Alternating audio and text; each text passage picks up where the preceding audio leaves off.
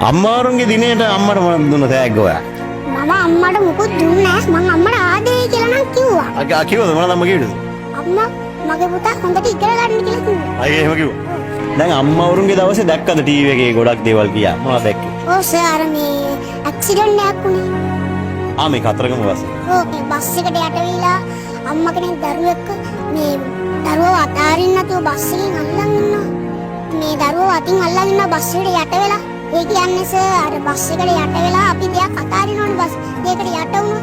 අපේ අතේ තියෙන සියල්ලම ඒ වගේ අම්මා දරුවව අතාරින්න නැතුව බස් එකට යට වෙලා අල්ලන් හිටියනේ. මගේ දැක්කනේ. ඔව් සර්.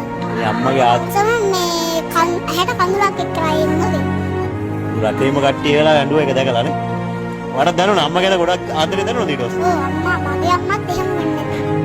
අපිට කරදරයක් වෙනවා අම්මා පිට වෙනවා. අපේ අම්මලා විතරක් නෙවෙයි ලෝකෙ ඉන්න හැම අම්මලාගේම එහෙම නේද? නේද පුතේ?